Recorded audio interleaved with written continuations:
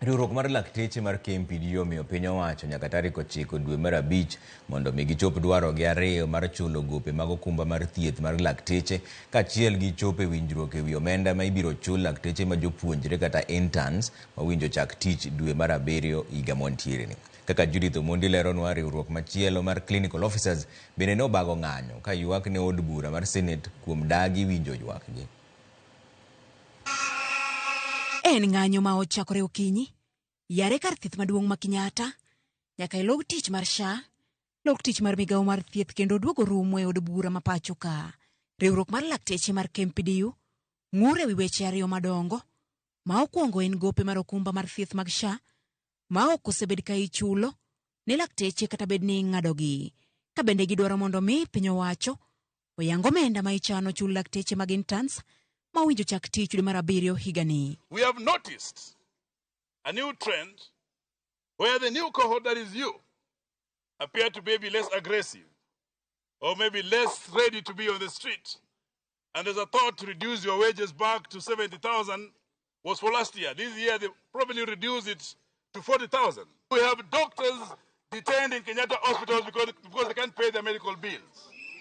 We have a doctor in ICU at KNH. We have a doctor whose body has been detained in the same hospitals.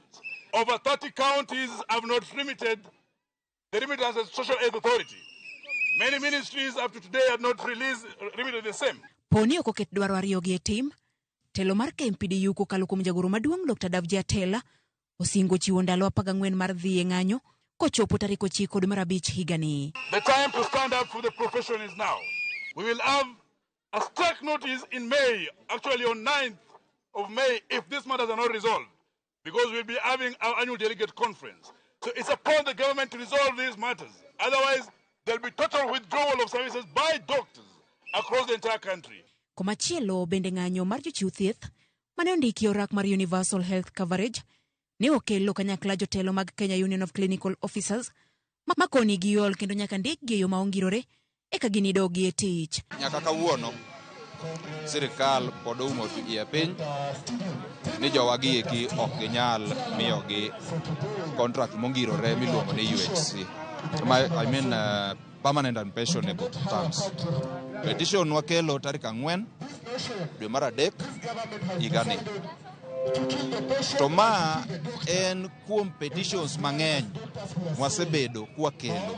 Kendo wang'iso kata na jowa ma jo-AC ma pod odong' ka nie tich ni mondo giwuog oko, giwe tijgo eko, gibi e street mondo wadhaw wagore wach mar UHC nyaka chieng' moro Sirkal absorb gi e permanent and pensionable terms.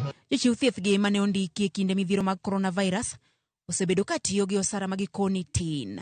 Judith Omondi, Ramogi TV.